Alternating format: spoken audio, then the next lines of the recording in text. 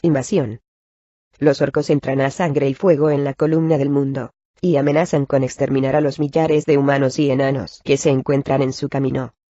La columna del mundo cuenta con numerosos defensores, entre los que destacan el elfo oscuro Drizzt Do'Urden y sus valerosos compañeros. Pero cuando se ven separados por los enemigos, el tiempo y la muerte, incluso un guerrero tan hábil como Drizzt puede verse en apuros, al enfrentarse prácticamente solo a todo un ejército. R. a Salvatore los mil orcos, las espadas del cazador y preludio. Voto a bríos. A ver, si le ponemos ganas. Gritó Trednucles al tiro formado por 2 caballos y 3 enanos. Quiero llegar a Sayos antes de que el sol del verano reluzca en mi calva. La piedra que los rodeaba devolvió el eco de su vozarrón, el previsible en alguien tan corpulento como Tred. Era muy robusto para ser un enano. Su cuerpo se veía capaz de encajar los golpes, y tenía unos brazos nudosos ideales para propinarlos. Además, gastaba unas luengas barbas amarillas que solía llevar prendidas en la hebilla de su ancho cinturón, e iba armado con sendos martillos arrojadizos, las llamadas saetas de enano, envainados detrás de cada hombro, accesibles en cualquier momento. Sería más fácil si el otro caballo no estuviera tan ricamente descansando en la parte trasera de la carreta, replicó a gritos uno de los enanos del tiro. Tred respondió a sus palabras con un latigazo en el culo.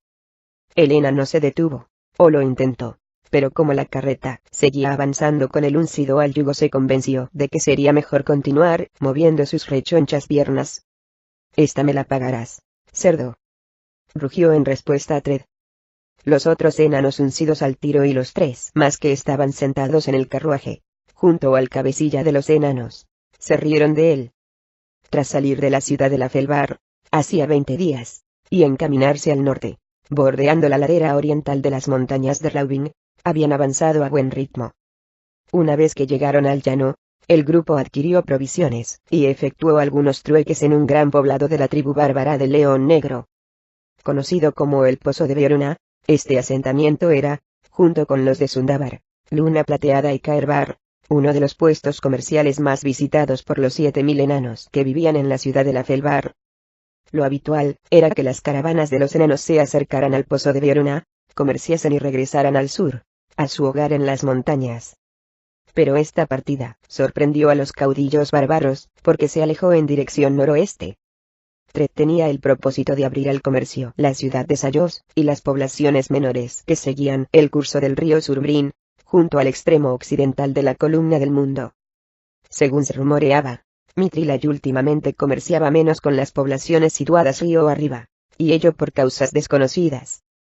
Oportunista como siempre, Tred se había propuesto que Felbar llenara aquel vacío. A todo esto, otros rumores decían que en las minas poco profundas situadas en las estribaciones de la columna del mundo, se estaban extrayendo gemas de valor considerable, e incluso vetustos objetos, que algunos creían que pertenecían a los enanos. El tiempo reinante en las postrimerías de aquel invierno había favorecido el viaje de 70 kilómetros, de forma que la carreta había dejado atrás, sin incidencias, el extremo septentrional del Bosque de la Luna, hasta llegar al pie de la cordillera de la columna del mundo. No obstante, los enanos habían avanzado demasiado hacia el norte, por lo que se habían visto obligados a torcer al sur, bordeando las montañas emplazadas a su derecha. Si bien la temperatura estaba resultando bastante agradable, no lo había sido tanto como para fundir las capas de nieve y conjurar las lluvias torrenciales sobre la pista. Sin embargo, aquella misma mañana, la fea hinchazón de un absceso había aparecido en el casco de uno de los caballos, y, aunque los hábiles enanos se las habían ingeniado para extraer la china que el animal se había clavado, el caballo ya no podía tirar de la carreta cargada. Ni siquiera podía caminar con facilidad, de modo que Tred hizo que pusieran al jamelgo en la parte trasera del carrómato, tras lo cual hizo que 6 enanos formaran 2 grupos de 3 enanos cada uno. Los enanos se habían mostrado bastante animosos, y durante largo rato la carreta siguió avanzando al ritmo habitual. Sin embargo, ahora que la segunda yunta de enanos se acercaba al final de su segundo turno, la fatiga empezaba a pasarles factura. ¿Te parece que ese caballo tardará mucho en volver a tirar de la carreta?, preguntó Dugamnukles, el hermano menor de Tred, cuya barba amarilla apenas si le llegaba a la mitad del pecho. Va. Esa vieja yegua mañana estará perfectamente, respondió Tred con seguridad, entre los asentimientos de sus compañeros. Al fin y al cabo, nadie conocía los caballos mejor que Tred. Amén de ser uno de los mejores herreros de la ciudad de la Felbar, Tred era el principal veterinario de los equinos del lugar. Cuando alguna caravana de mercaderes llegaba a la fortificada ciudad de los enanos, lo normal era que Tred fuera requerido al instante, con frecuencia por el propio rey Emerusuarcon, a fin de herrar los caballos de la expedición. En tal caso, quizá lo mejor sería hacer noche en este paraje, apuntó uno de los enanos del tiro. Acampemos, comámonos un buen potaje, y echemos mano a un tonel de cerveza para olvidar las penas. Jo, jo, jo. Rieron estrepitosamente varios de sus compañeros, como solían reír los enanos cuando se hacía mención a la cerveza. Menudos blandengues tengo por camaradas, exclamó Tred con el gesto torcido. Lo que pasa es que estás empeñado en llegar a Sayos antes que Smig, apuntó Dougan. Tred escupió al suelo y agitó las manos a modo de protesta. Todos sabían que lo dicho era cierto. Rivales encarnizados, Smig y Tred en el fondo eran buenos amigos que fingían detestarse, pero que vivían para superarse el uno al otro. Ambos sabían que, antes del invierno, la pequeña ciudad de Sayos, conocida por su torreón y su brujo tan reputado, había recibido numerosos visitantes, hombres de la frontera que necesitarían buenas armas, armaduras y herrajes, y también sabían que el rey Warcrown había proclamado su interés en abrir rutas comerciales a lo largo de la columna del mundo. Desde la recuperación de la ciudadela de los enanos, que había estado en manos de los orcos durante 3 siglos, la comarca situada al oeste de Felbar se había pacificado, aunque la región montañosa emplazada al este seguía siendo peligrosa. Si bien existía una ruta en la antípoda oscura que llevaba a Mitrilaj, nadie había conseguido dar con un camino semejante que llevara a las tierras situadas al norte del bastión del clan Batleamer. Quienes acompañaban a Tred en esta ocasión, sus empleados, entre los que se contaban su hermano Dougan, el zapatero Nikuyig y los oportunistas hermanos Bokumistokum, encargados del transporte de bienes esenciales, cerveza, sobre todo, por cuenta de otros mercaderes de Felbar, se habían unido de buena gana a la expedición. La primera caravana en llegar sería la que mayor beneficio obtendría, pues podría escoger entre los tesoros acarreados por los hombres de la frontera. Y lo más importante, la primera caravana se haría con los derechos de preferencia, y gozaría del favor del rey Warcrown. Justo antes de partir, Tred retó amistosamente a Smig y Smigstumpin a ver quién podía beber, no sin antes pagar a uno de los sacerdotes de Moradin para que le preparase una pócima que contrarrestase los efectos del alcohol. Según calculaba Tred, el pobre Smig debió despertarse de su sueño un día y pico después de que y sus compañeros se marchasen de la ciudad de la Felbar. Y sin duda, tuvo que pasar otra jornada antes de que la cabeza del enano se le despejara y pudiera atravesar la puerta principal de la ciudadela. Tred no tenía ninguna intención de permitir que una minucia como un absceso en el casco de un caballo diera a Smig la ocasión de alcanzarlos. Recorramos 5 kilómetros más al trote antes de acampar, sugirió. Todos se pusieron a rezongar, incluso el mismo Bokum, a quien no convenía que la acampada fuera temprana, pues ello implicaba un mayor consumo de cerveza por parte del grupo, con la consiguiente merma para la venta. De todas formas, la mayoría sostenía que Bokum no lograría vender su cerveza en Sayos, de modo que se vería obligado a acarrearla de vuelta para alegrar el regreso. Vale. 3 kilómetros, y ni uno menos. Gruñó Tred. ¿O es que queréis acampar en compañía de Smig y sus muchachos? Va. Smig ni se habrá puesto en camino, replicó Stockum. Y si se ha puesto en camino, se habrá tropezado con el alud que provocamos, agregó Nikuyig. 3 kilómetros. Rugió Tred. Tred hizo resallar el látigo otra vez. El pobre Nikuyig al punto se enderezó lo suficiente para volver el rostro un segundo y fulminar con la mirada al curtido cochero de la expedición. Como vuelvas a sacudirme, te hago una cara nueva. Barbotó Nikuyig. Los pies de este abrían sendos surcos en la tierra al verse arrastrados por el tiro, lo que redobló las risas de sus compañeros. Antes de que Nikuyig pudiera volver a quejarse, Dougan de pronto entonó una canción sobre cierta mítica utopía de los enanos, una ciudad espléndida enclavada en una mina muy profunda que haría las delicias del mismísimo Moradin. Ascendamos sendero arriba, propuso Dougan, entre las miradas de sus compañeros, que no estaban seguros de si sus palabras formaban parte de la canción o eran una orden. «Echemos la puerta abajo», añadió. «¿De qué puerta nos estás hablando?», le gritó Stockholm al momento. «Entremos en el túnel y sigamos porfiando», respondió simplemente Dugan. «A la canción de la ciudad de Upsenduns», soltó Stockholm. Al instante, todos los expedicionarios, incluido el malhumorado Nikujig, hicieron coro, de forma vocinglera y desenfadada. «Ascendamos sendero arriba, echemos la puerta abajo, entremos en el túnel y sigamos porfiando. Crucemos el puente de ascuas relucientes que se extiende en su interior. Alegrad esa cara de una vez. Hemos llegado a la ciudad de Upsenduns. Upsenduns, Upsenduns. Hemos llegado a la ciudad de Upsenduns. Upsenduns, Upsenduns. Alegrad esa cara de una vez. Aquí se sirve la mejor cerveza, rubia dorada de los pies a la cabeza. El cocinero Muglump os ofrece sus viandas, mientras Bumble el cervecero sirve jarra tras jarra.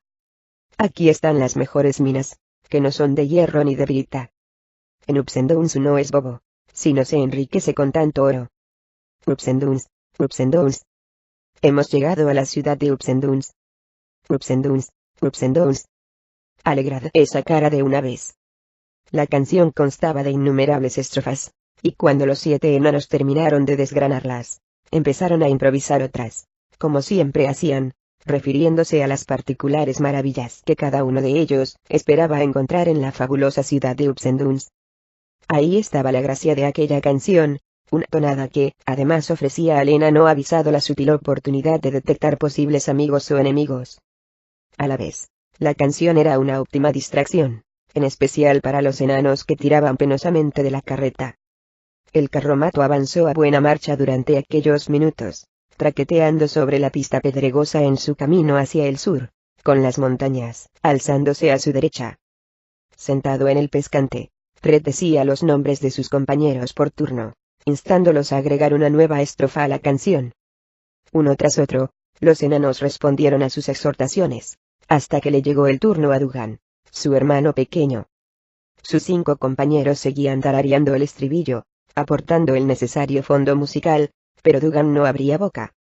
«¿Y bien?», preguntó Fred finalmente, fijando la mirada en su hermano, cuyo rostro expresaba una clara confusión. «Te ha llegado el turno, hermanito». Dugan lo miró con visible embarazo.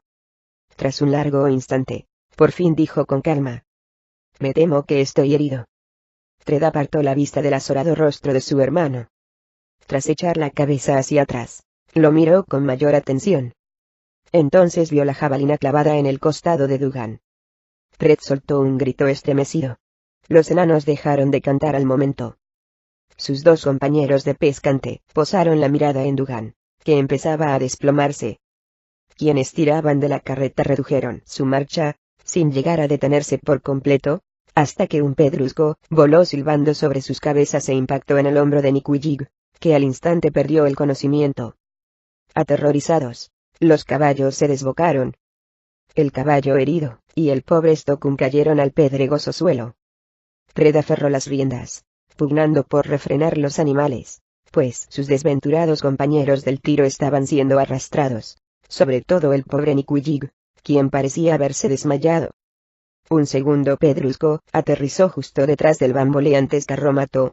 Un tercero se estrelló contra el suelo, a unos pasos del tiro. Los caballos viraron bruscamente a la izquierda y luego a la derecha, de forma que la carreta, de pronto, se levantó sobre 2 ruedas. «Adelante», ordenó Fred, pero en ese preciso instante las ruedas del flanco izquierdo terminaron por fallar, provocando el estrepitoso vuelco de la carreta. Los caballos se soltaron, arrastrando peligrosamente a los 3 enanos del tiro por la pista pedregosa. Los 2 enanos que estaban sentados, junto a Fred, salieron despedidos por el aire, sin que Dugan apenas se diera cuenta de lo que estaba sucediendo. El propio Fred habría salido volando, si su pierna no hubiera quedado trabada en el pescante. El enano sintió que el hueso se tronchaba bajo el peso del carromato. A continuación, recibió un fortísimo golpe en la cabeza. Mientras la carreta daba una vuelta de campana, por un segundo tuvo la certeza de su cuerpo estaba cubierto de sangre, hasta que algo le dijo que la cerveza acababa de bañarlo de pies a cabeza. Tred se libró de morir por puro milagro, pues a saber cómo de pronto se encontró en el interior del descabezado tonel de cerveza. Rebotando sin cesar, Tred cayó rodando por la ladera del cerro, hasta que el barril se estremeció al chocar contra una roca, y Tred salió despedido por los aires. Tan duro de pelar como los mismos peñascos que lo rodeaban, el enano se puso en pie. Sin embargo, una de sus piernas le falló, y cayó de bruces sobre el suelo pedregoso, si bien se las ingenió para amortiguar el impacto con ambos codos. Entonces los vio. Decenas y decenas de orcos que enarbolaban jabalinas, garrotes y espadas, se lanzaban contra la carreta destrozada y los enanos caídos. 2 gigantes los secundaban en su carrera. Tred reparó en que no se trataba de los previsibles gigantes de las colinas, sino que eran monstruosos gigantes de la escarcha, como indicaba su piel azulada. Tred comprendió que aquella partida de asaltantes tenía mucho de excepcional. Antes de perder el conocimiento, Tred tuvo la suficiente presencia de ánimo para dejarse caer de espaldas y precipitarse rodando ladera abajo, hasta que su cuerpo chocó contra una roca situada bajo unos zárzales. Aunque a continuación trató de levantarse, Tred notó un gusto a tierra ensangrentada en la boca. Fue lo último que percibió antes de desvanecerse. ¿Y bien? ¿Estás vivo o muerto?, dijo una voz bronca y distante. Tred abrió un párpado cubierto de sangre reseca y entrevió una forma borrosa, la del maltrecho Niquillig, que estaba acuclillado junto a los zárzales, mirándolo fijamente. «Estamos de suerte». «Todavía respiras», dijo Niquillig, tendiéndole la mano para ayudarlo a salir de los zárzales. «Mejor será que encojas el trasero, o las zarzas te lo dejarán hecho unos zorros». Tred aferró su mano, aunque no por ello consiguió desenredarse de la maraña de zarzales. «¿Dónde están los demás?», preguntó. «¿Dónde está mi hermano?». «Los orcos los han matado a todos», respondió Niquillig con tono sombrío. «Y esos puercos no andan lejos. Los malditos caballos me han arrastrado durante casi 2 kilómetros». Aunque seguía, sin soltarse de la mano de Niquillig, Tred seguía dentro de los zárzales. «Sal de una vez, idiota», lo asusó Niquillig. «Tenemos que volver a Sayos e informar al rey Warcrown de lo sucedido». «Ve tú solo», replicó Tred. «Tengo una pierna rota, y no haré sino retrasar tu marcha». «Hablas como el necio que siempre has sido». Niquillig estiró con fuerza, sacando a Tred a rastras de entre los zárzales. «Aquí no hay más necio que tú. Te digo que vuelva solo», insistió Tred. «Es que tú me abandonarías si las cosas hubieran sucedido al revés». La pregunta quedó sin respuesta. «Maldito idiota», soltó Tred. «Búscame un palo». Tred no tardó en contar con un bastón. Apoyándose en el tanto como en el hombro de Niquillig, por fin estuvo en disposición de andar. Con paso vacilante, los encallecidos enanos emprendieron el regreso a Sayos, planeando ya su venganza contra la partida de orcos. Ambos ignoraban que por la zona merodeaban cientos de partidas semejantes que habían abandonado sus refugios de las montañas. Primera parte. Un camino más largo de lo previsto. Cuando Dibledorf Puent y su pequeña mesnada llegaron al Valle del Viento Helado con la noticia de que Gandalf Batleamer, primer monarca y 9º señor de Mithril, había muerto, comprendí que Bruenor no tendría más opción que regresar al hogar ancestral y asumir de nuevo el liderazgo de los suyos. Era lo que exigía su deber para con el clan, y para Bruenor, como para la mayor parte de los enanos, el deber para con el rey y el clan estaba por encima de todo. En todo caso, no se me escapó la tristeza que se dibujó en el rostro de Bruenor tan pronto como fue informado de la noticia, una tristeza que yo lo sabía no se debía a la pérdida del viejo rey. Gandalf había gozado de una vida tan larga como prodigiosa, había logrado mucho más de lo que un enano podía ansiar. En consecuencia, por mucho que le pesara el fallecimiento de un familiar al que apenas había conocido, dicha muerte no era la razón primordial del semblante pesaroso que Bruenor exhibía. La inquietud de Bruenor más bien tenía que ver con su obligación de llevar otra vez una vida sedentaria. Al momento comprendí que tendría que acompañarlo, del mismo modo que adiviné que no permanecería mucho tiempo en el seguro reducto de Mithril. Y es que el nomadismo y la aventura son lo mío. Lo supe tras la batalla contra los Dross, cuando Gandalf volvió junto al clan Batleamer. Por lo que parecía, nuestra cuadrilla por fin podría disfrutar de un poco de paz. Con todo, no tardé en comprender que dicha paz iba a resultar un arma de dos filos. De forma que no tardé en encontrarme, navegando por la costa de la Espada a bordo del Duende del Mar, con el capitán Deudermont y su tripulación, cazadores de piratas, y con Catibrie al lado. Resulta extraño, y un tanto inquietante, comprender que ningún lugar me retendrá durante mucho tiempo, que para mí jamás existirá un verdadero hogar. Me pregunto si estoy corriendo en pos de algo, o si más bien estoy huyendo. ¿Es que estoy torciendo el rumbo de mi vida, como hicieron entre Eri y Edgefine? Son preguntas que llegan a lo más hondo de mi corazón y de mi alma. ¿A qué se debe mi necesidad de ir siempre de un lugar a otro? ¿Qué es lo que ando buscando? Ser aceptado por los demás. Acrecentar mi fama hasta el punto de convencerme de que hice bien al marcharme de Mensoberranzan. Son preguntas que me hago con frecuencia, y que suelen llenarme de inquietud, aunque mi aprensión nunca dura demasiado, pues al pensar en ello con un poco de racionalidad, lo ridículo de mi ansiedad se hace evidente. Tras la llegada de Puente al Valle del Viento Helado, la perspectiva de retornar a la seguridad y la comodidad de mi Trilage volvió a hacerse tangible, y esa es una vida a la que no puedo resignarme. Mis principales temores tenían que ver con Catibrie y la relación existente entre ella y yo. ¿De qué forma se transformaría dicha relación? ¿Insistiría Catibrie en formar un hogar y una familia? El regreso a la fortaleza de los enanos sería para ella señal de que habría llegado el momento de poner fin a aquella vida de aventuras. Y en tal caso, ¿cuáles serían las consecuencias para mí? Como es de esperar, la noticia que nos dio Puente nos produjo sentimientos encontrados, y no poca inquietud. En todo caso, las dudas de Bruenor no se prolongaron. Un enano joven y arrojado llamado Darnavit, de los que contribuyeron decisivamente a liberar mi Trilage de los Duergar años atrás, hijo del célebre general Dagna, el tan querido caudillo militar de mi Trilage, había llegado al Valle del Viento Helado en compañía de Puente. Tras conversar en privado con Darnavit, mi amigo Bruenor se mostró más animado que nunca. Prácticamente daba saltos de alegría ante la perspectiva de volver al hogar. Para sorpresa de todos, Bruenor expresó su deseo más que de una orden estricta. Se trataba de una sugerencia formulada con énfasis de que todos los enanos de Mitrilad que se habían establecido en el Valle del Viento Helado, a la sombra de la cumbre de Kelvin, lo acompañaran en el regreso. Cuando le pregunté por su aparente cambio de actitud, Bruenor se limitó a guiñarme un ojo y prometerme que no iba a tardar en disfrutar de la mayor aventura de mi vida. Nada menos. Bruenor sigue negándose a darme más detalles, y hasta revelar cuál es el propósito concreto que tiene en mente. Y el mismo Darnavit se muestra igual de discreto que mi irascible compañero. A decir verdad, esos detalles no tienen tanta importancia para mí. Lo que importa es la promesa de que mi vida seguirá siendo rica en aventuras, propósitos y objetivos.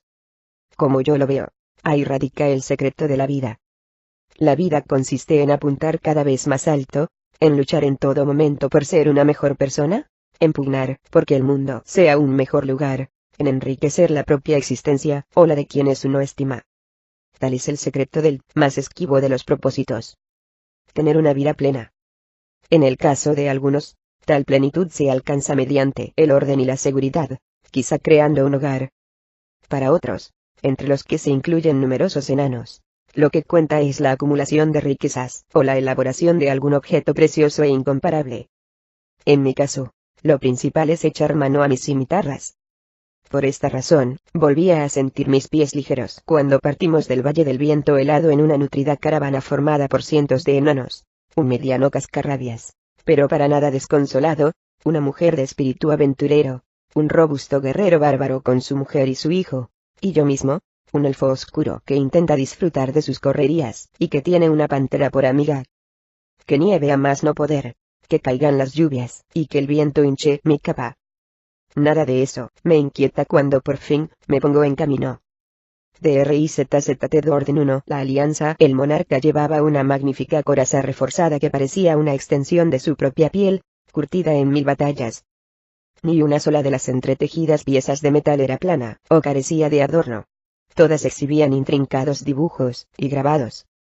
Las piezas de los antebrazos incluían sendos pinchos, enormes y curvados hacia arriba, mientras que las de los codos y las rodillas se alzaban en una punta afilada de 3 caras.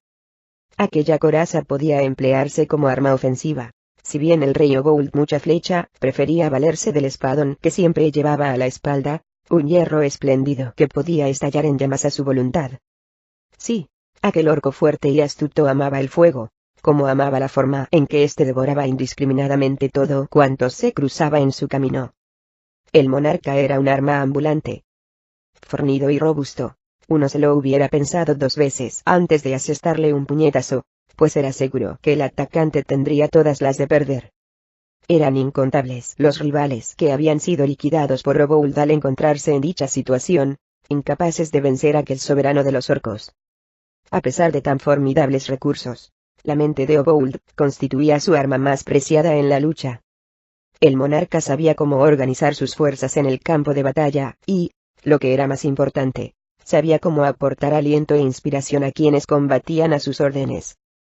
En consecuencia, y sin dejarse arredrar como tantos de los suyos, Obould se adentró en el Brillalbo, las grutas de hielo y piedra reducto de la giganta de la escarcha, Gerti Orelsdot, con el cuerpo erguido, y la mirada al frente. Obould venía como aliado, y no como inferior. El séquito de Obould, que entre otros, incluía a su hijo predilecto, Urlgen Tres Puños, así llamado por ser portador de un casco con cresta que le permitía asestar cabezazos, como si estuviera dotado de 3 puños. Avanzaba con paso orgulloso y altanero, por mucho que los techos del Brillalbo fueran demasiado altos para sentirse cómodo, y que bastantes de los guardianes de piel azulada con los que se tropezaban más que doblaban su envergadura y multiplicaban su peso. A pesar de su carácter indomeñable, el propio Obould acabó por sentirse impresionado cuando el gigante de la escarcha que los acompañaba les hizo cruzar unos portalones forrados en hierro, y pasar a una estancia fría a más no poder cuya atmósfera tenía mucho más de hielo que de piedra.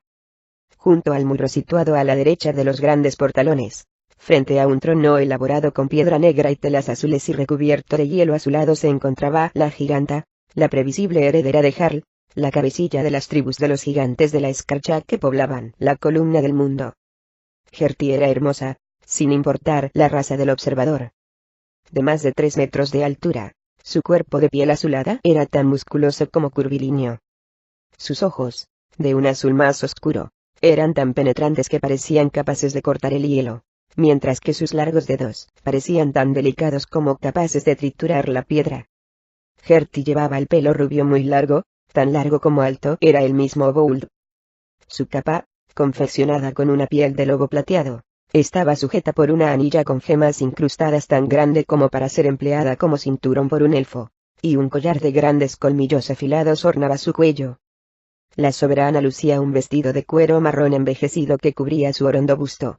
Se cerraba con un pliegue en el costado que dejaba a la vista su ombligo, y se abría sobre una de sus piernas bien torneadas, aportándole libertad de movimientos. Sus botas altas y coronadas por una franja de la misma piel de lobo plateado eran mágicas, o así decía la leyenda. Según se contaba, semejantes botas permitían a la giganta recorrer los terrenos montañosos con celeridad tan solo igualada por las aves. Es un placer, Gerti la saludó Obould, expresándose en el lenguaje de los gigantes de la escarcha, sin apenas acento, mientras rendía una marcada reverencia que hizo rechinar su coraza. Os dirigiréis a mí como a la señora Orelsdot, replicó la giganta en tono seco, con una voz resonante y poderosa que retumbó en la piedra y el hielo. Señora Orelsdot, pues se corrigió Obould mientras hacía una nueva reverencia. Imagino que habréis sabido del éxito de nuestra última incursión, ¿me equivoco? Habéis matado a unos cuantos enanos, repuso Gerti con un gesto burlón, al instante secundado por sus hombres. Os he traído un presente en conmemoración de tan significativa victoria. Significativa, apuntó la giganta, con el sarcasmo patente en la voz. Significativa, no en relación con el número de enemigos muertos, sino por haber sido el primer triunfo de la alianza entre nuestros respectivos pueblos, explicó Obould. La expresión ceñuda de Gerti dejó claro que la referencia a semejante alianza le parecía cuando menos prematura, circunstancia que nos sorprendió a Obould. Nuestra estrategia funcionó a la perfección, añadió Obould impertérrito. Volviéndose hacia Urlgen, le hizo una seña. El orco, más alto que su padre, pero de torso y extremidades menos gruesas, dio un paso al frente, y echó mano al gran saco que llevaba a la espalda, desparramando su horripilante contenido por los suelos. 5 cabezas de enano rodaron por el piso. Entre ellas se contaban las de Dugamknukles, y los hermanos Zokum y Bokum. Gertie frunció el rostro, y apartó la mirada. Un regalo no demasiado bonito. Son nuestros trofeos de guerra, respondió Obould, a la defensiva por primera vez en toda la entrevista. No tengo interés en adornar mis muros con las cabezas de seres pertenecientes a una raza inferior, remachó Gertie. A mí, me gustan los objetos preciosos, y los enanos no lo son. Obould fijó la mirada en ella por un largo instante, perfectamente consciente de que la giganta muy bien podría haber incluido a los orcos en su última frase. Con todo, se las arregló para mantener la sangre fría, e hizo un gesto a su hijo, para que recogiera las cabezas del suelo, y las devolviera al interior del saco. Si queréis regalarme un trofeo verdaderamente valioso, traedme la cabeza de Meruswar Crown de Felvar, dijo Gertie. Obould entrecerró los ojos, y se mordió la lengua a fin de dar la callada por respuesta. Gertie insistía en saherirlo. El rey Obould mucha flecha antaño, fue dueño de la ciudad de la Felvar, hasta que Meruswar Crown reconquistó la fortaleza, de la que expulsó a Obould y a los suyos. Para Obould se trataba de una enorme pérdida, del mayor error que había cometido en su vida, pues ocupado como estaba, por entonces, en guerrear contra otra tribu de orcos, había puesto en bandeja la recuperación de la ciudad de Lawar Crown y sus enanos. Obould ansiaba volver a hacerse con Felvar, con todo su empeño, pero la ciudadela se había reforzado de forma considerable durante los últimos años. Su guarnición ahora ascendía a casi 7.000 enanos, perfectamente dispuestos para la defensa. El rey de los orcos atemperó su furia con tremenda disciplina, pues lo último que quería era que Gertie advirtiese el resquemor que sus palabras emponzoñadas le habían causado. «O traedme la cabeza del monarca de Mithril», agregó Gertie, «sea este Gandalf Batleamer, o sea la mala bestia de Bruenor, como apuntan los últimos rumores. Si es preciso, traedme la cabeza del Marchion de Mirabar». Su redondo cabezón, y sus barbas rojizas y rizadas, constituirían un espléndido trofeo. Y ya puestos, traedme también a la Septrana de Mirabar. Convendréis conmigo en que tiene un rostro hermosísimo. La giganta hizo una pausa, y dirigió la mirada a sus guerreros, quienes apenas podían contener la risa. Una sonrisa malévola se pintó en su rostro de rasgos delicados. ¿De veras queréis regalarme un trofeo, digno de la señora Orelsdot?, inquirió con mala idea. En ese caso, traedme la hermosa cabeza de la dama Alustriel de luna plateada. Ya me habéis oído, Obould, rey Obould, corrigió el orgulloso orco, dejando sin habla a los gigantescos soldados de la escarcha tanto como a los humillados miembros de su séquito. Gertie clavó su mirada en él antes de asentir. Ambos se contentaron con dejar las cosas ahí, pues a ninguno de los dos se le escapaba lo ridículo de un empeño semejante. La dama Alustriel de luna plateada estaba fuera del alcance de ambos soberanos. A la vez, la dama Alustriel y su ciudad de maravilla no dejaban de constituir una amenaza en potencia para los dos. Luna plateada era la joya de la región. Tanto Gertie Orelsdot como Obould mucha flecha eran muy codiciosos en lo que a joyas se refería. En estos momentos, estoy planeando un segundo ataque, anunció Obould tras el momento de silencio, de nuevo hablando pausadamente en aquel idioma ajeno, forzando su dicción, y enunciando a la perfección. ¿De envergadura? Obould se encogió de hombros, y denegó con la cabeza. No tanto. ¿A una caravana o a una ciudad? La envergadura de la operación estará en función de la artillería con que podamos contar, añadió, con una sonrisa ladina. Un puñado de gigantes vale lo que 1000 orcos, repuso Gertie, afrontando la cuestión de forma más directa de lo que a Obould le hubiera gustado. En todo caso, el astuto orco no respondió al punzante comentario, pues los aires de superioridad de Gertie distaban de molestarlo. Por el momento, Obould necesitaba a los gigantes de la escarcha por razones diplomáticas antes que prácticas. Es cierto que mis soldados se lo pasaron en grande, machacando a los enanos con pedruscos, admitió Gertie. El gigante que estaba a su lado, quien había participado en la escaramuza, asintió y sonrió con satisfacción. Muy bien, rey Obould, podéis contar con 4 gigantes para vuestra próxima incursión. Enviadme un emisario cuando preciséis de ellos. Obould hizo una profunda reverencia, esforzándose en ocultarle a Gertie la ancha sonrisa que acababa de pintarse en su rostro, pues no quería que la reina advirtiera lo importante que para él y los orcos resultaba semejante concesión. Obould se enderezó y dio un taconazo en el suelo con su bota derecha, indicando a su séquito que había llegado el momento de formar a sus espaldas y abandonar la sala. «Los tenéis en vuestras manos», dijo doña Solou a Gertie poco después de que Obould y los suyos se hubieran marchado. Envuelta de pies a cabeza en unos ropajes que iban del gris al negro, la elfa oscura se movía con decisión entre los gigantes de la escarcha, haciendo caso omiso de la expresión amenazadora con que muchos de ellos la contemplaban. Doña se paseaba con la seguridad en sí misma que era característica de todos los elfos oscuros, sabedora de que las sutiles amenazas que había hecho a Gertie respecto a su capacidad para hacer venir a un ejército exterminador de todos cuantos habitaban la columna del mundo, no habían caído en saco roto. Los elfos oscuros siempre gustaban de intimidar a quienes no eran como ellos. Por supuesto, Doña no estaba en condiciones de proferir amenazas de ningún tipo. Doña era una simple amazona mercenaria, integrante de una cuadrilla formada por apenas 4 miembros. En consecuencia, al echarse la capucha hacia atrás, y devolver sus cabellos blancos tan largos como tupidos a su disposición característica, de forma que un gran mechón le cubriera medio rostro, el ojo derecho incluido, su gesto fue de absoluta decisión. Gertie no tenía por qué saber que se estaba echando un farol. «No son más que orcos», apuntó Gertie con visible desdén. «Simples marionetas por definición. Lo cierto es que a una le entra en ganas de aplastar a Obould contra una roca, simplemente por ser tan feo como estúpido, por el puro placer de hacerlo. Los planes de Obould no hacen sino favorecer vuestros designios», repuso Doña.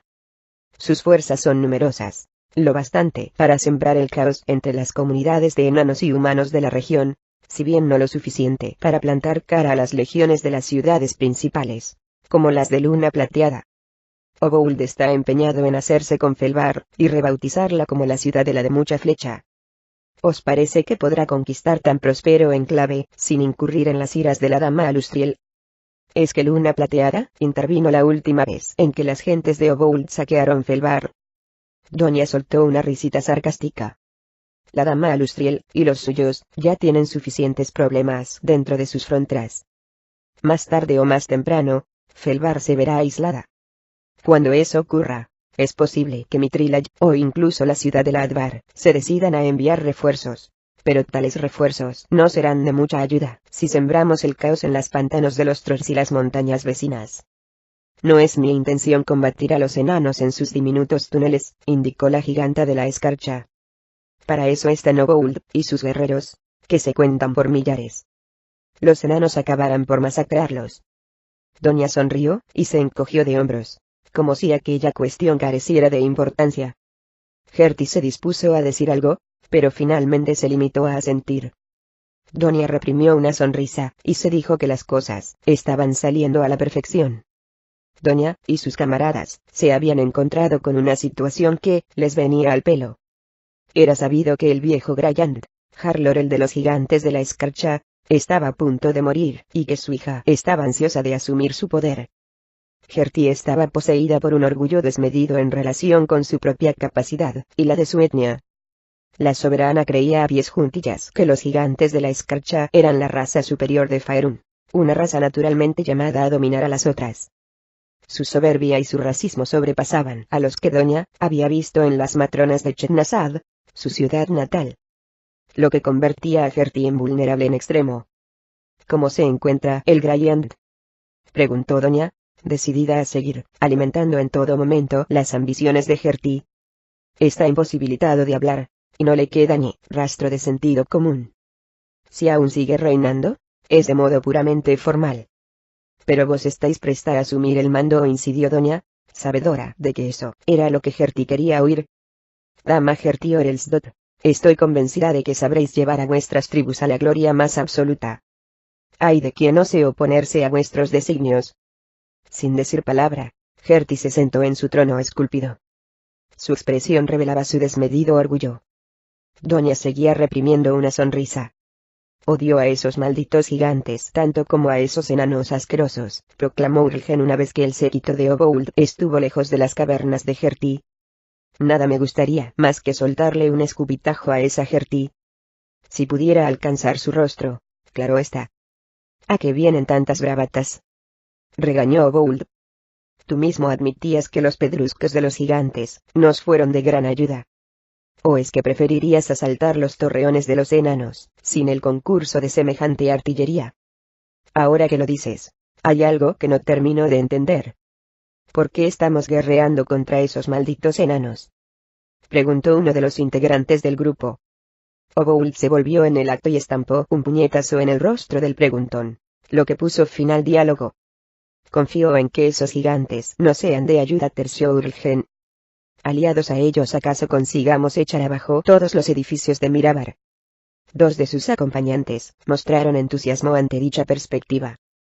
Es que tengo que recordarte cuál es el propósito que nos guía, repuso una voz distinta a los guturales gruñidos de los orcos, más melódica y musical, si bien carente de su resonancia. El grupo se volvió para tropezarse con Adnon Carece, quien salía de las sombras en ese instante. Varios de los orcos pestañearon con incredulidad, pues hasta ese instante el drow había estado escondido. Siempre tienes razón, sigiloso, dijo Bould. Adnon hizo una reverencia, aceptando el cumplido con naturalidad. Hemos estado hablando con esa arpía gigantesca, dijo Bould. Lo sé, dijo el drow. Antes de que Bould pudiera decir algo, Adnon agregó. Lo sé, porque lo he estado escuchando todo. El rey de los orcos soltó una risotada.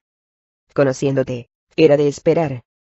Siempre te las arreglas para meterte en todas partes, ¿no? En todas partes, y cuando quiero, respondió el drow con seguridad. Adnon antaño fue uno de los mejores exploradores de Chetnazad, un ladrón y un asesino cuya reputación no hacía sino crecer. Por supuesto, tal distinción acabó llevándolo a participar en el intento de asesinato de una sacerdotisa muy poderosa. Después de que dicha conspiración acabara en fiasco, Adnon se vio obligado a marcharse de la ciudad y de la Antípoda Oscura. Durante los últimos 20 años, Adnon y sus antiguos asociados de Chetnazad, la también asesinada Doña Soldou, la sacerdotisa Caerlik Sunnuet y un astuto compinche llamado Tosunargo, que también se había visto forzado a huir tras el desastroso ataque de Mensoberranzan contra Mitrilaj, habían disfrutado de mayor libertad y más numerosas aventuras en la superficie que en sus respectivas ciudades de origen. En Chetnazad y en Mensoberranzan nunca pasaron de ser simples peones y mercenarios al servicio de los poderosos, con la salvedad de Caerlik, que llegó a hacerse un nombre entre las sacerdotisas de la Reina Araña antes de que su ascensión se viese frenada por el desastre. Desde que se movían entre las razas inferiores gozaban de impunidad, pues pretendían ser la avanzadilla de unos enormes ejércitos invasores formados por drows prestos a aniquilar a todo enemigo. Bastaba con mencionar tan catastrófica perspectiva para que incluso el orgulloso Bould y la más orgullosa aún Gertie Orelsdottir se sintieran incómodos en sus tronos respectivos. Nuestros planes ya están decididos, arguyó Urgen, dirigiéndose al drow. No eres tú quien decide, sigiloso. ¿Quién decide eso, Bould? Y Gertie, recordó el drow. Va, sabremos engañar a esa arpía como mejor nos apetezca, declaró Urgen, entre los inmediatos cabeceos y gruñidos de aprobación de sus compañeros. Vuestros engaños solo servirían para abocar a la destrucción tanto tus planes como los de tu propio padre, replicó el drow con calma, poniendo fin inmediato a los asentimientos. Adnon fijó la mirada en Obould, y agregó. Más vale recurrir a pequeñas incursiones. Me habéis pedido mi opinión, y yo tengo muy claro lo que conviene hacer. Pequeñas incursiones, para acabar con ellos poco a poco. Pero así podemos pasarnos años enteros, protestó Urgen. Adnon asintió. Todos quienes habitan la región están acostumbrados a las escaramuzas, que aceptan como inevitables, explicó Adnon, como tantas veces había hecho en el pasado. Una caravana interceptada por aquí, una aldea saqueada por allá, nadie se lo tomará muy en serio, pues difícilmente se comprende el alcance de vuestro plan. Podéis despojar a los enanos de unos cuantos sacos de oro, pero si los provocáis en exceso, lo único que conseguiréis será que las tribus acaben por unirse. Adnon clavó sus ojos en Obould, y añadió. Quien siembra vientos recoge tempestades. ¿Qué pasaría si los 3 reinos de los enanos se unieran y empezaran a suministrarse víveres, armas y hasta soldados los unos a los otros a través de sus túneles. ¿Pensáis que os sería fácil reconquistar la ciudadela de mucha flecha, si Arvar contribuye a su defensa con varios millares de enanos, y si Mitrilaj les aporta un armamento forjado con el mejor de sus metales? Os recuerdo que Mitrilaj, el menor de estos tres reinos, se bastó y sobró para repeler el ataque de los ejércitos de Menzoberranzan. La mención de ese nombre, suficiente para sembrar el terror entre todos aquellos que no provenían de Menzoberranzan, tanto como entre muchos que eran originarios de dicha ciudad, consiguió que un par de orcos se estremecieran. Y sobre todo, sabio Obould, es fundamental que no despertemos las iras de Luna Plateada, cuya dama es buena amiga de Mitrilaj, prosiguió el consejero Drow. No debemos permitir que Mitrilaj y Mirabar establezcan una alianza. Va, los de Mirabar detestan a esos advenedizos.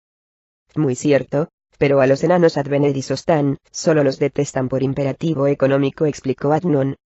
Si se ven obligados a combatir contra vuestros ejércitos, y los de Herti, lucharán por su propia existencia, y dicho miedo muy bien puede provocar alianzas inesperadas, como la establecida entre Herti y yo. Adnon lo pensó un instante antes de negar con la cabeza. No, tanto Herti como tú, os habéis aliado a fin de conseguir vuestros propios objetivos. Está claro que tú no temes por vuestra vida. Por supuesto que no. Ni tienes motivos para albergar dicho temor. Juega tus bazas como te digo, amigo Obould, y como ambos lo planeamos tiempo atrás. Adnon se aproximó a Obould, de forma que sus palabras solo pudieran ser oídas por el señor de los orcos.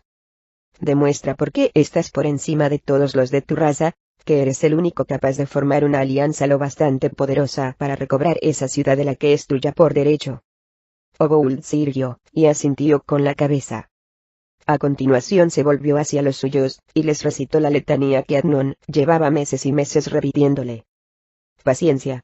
Ni siquiera pienso tomarme la molestia de preguntarte cómo ha ido tu encuentro con Obould, repuso la sacerdotisa Caerlich Sunnuet cuando Adnon apareció en la cámara tan confortable como ricamente ornamentada que nacía de un túnel excavado bajo las estribaciones meridionales de la columna del mundo, no lejos de las cavernas del Brillalbo, si bien a profundidad mucho mayor. Caerlich era la integrante del grupo que ofrecía un aspecto más sorprendente.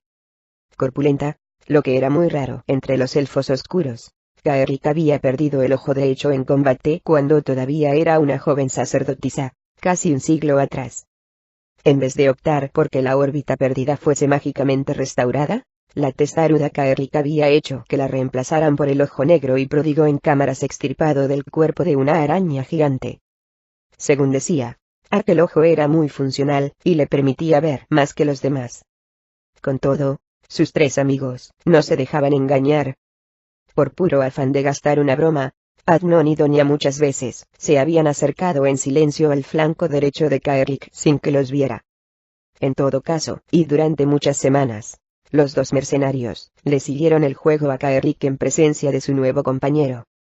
Y es que, como era sabido, las arañas ejercían una tremenda impresión entre los elfos oscuros de Menzoberranzan.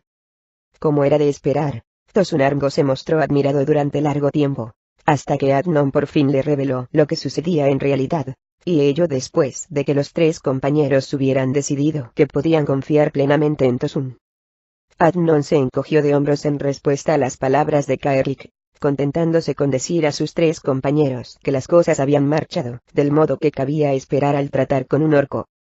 Era cierto que Obould era un poco más astuto que los de su raza, pero ello distaba de impresionar a los Drows. La reina Herti se ha aliado con Obould, añadió Donia.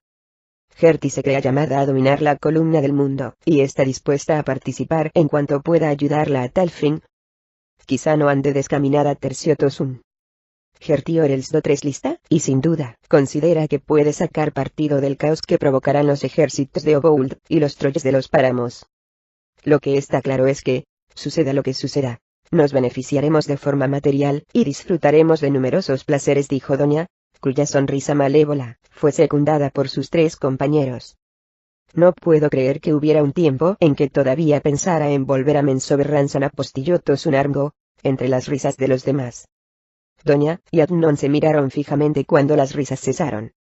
Los dos amantes llevaban muchos días sin verse, y lo cierto es que aquella conversación centrada en las conquistas eventuales, el caos y el botín previsibles, les resultaba de lo más estimulante. Prácticamente salieron corriendo de la cámara en dirección a sus aposentos. Kaerlik meneó la cabeza, y soltó una nueva risotada ante la huida de los amantes. De natural bastante más pragmático por lo que se refiere a aquellas cuestiones, Kaerlik nunca se dejaba ofuscar por ellas, a diferencia de la pareja de mercenarios. Cuando les llegue la hora, morirán el uno en los brazos del otro, comentó a Tosun, sorprendidos en pleno fornicio, sin atender a la amenaza final. Hay peores formas de irse al otro barrio, digo yo, respondió el hijo de la casa Barrison de Largo, entre las renovadas risas de Kaerlik. Los dos también eran amantes, aunque solo de forma ocasional, y no desde hacía mucho. La verdad era que Kaerlik no estaba verdaderamente interesada en contar con una pareja estable, pues prefería valerse de un esclavo para vivir a sus anchas. Tendríamos que ampliar nuestro radio de acción, y hacer incursiones en el bosque de la luna, apuntó con un deje lascivo. Quizá podríamos decirle a Bould que capturase a un par de jóvenes elfos de la luna para nosotros. ¿Un par?, objetó Tosun con escepticismo. ¿Y por qué no un puñado? Kaerlik soltó una nueva risotada. Tosun se acomodó entre las cálidas pieles de su diván, y volvió a preguntarse cómo había podido pensar en volver a los peligros, las incomodidades y la subyugación que, como varón que era, había conocido en las oscuras avenidas de Mensoberranzan.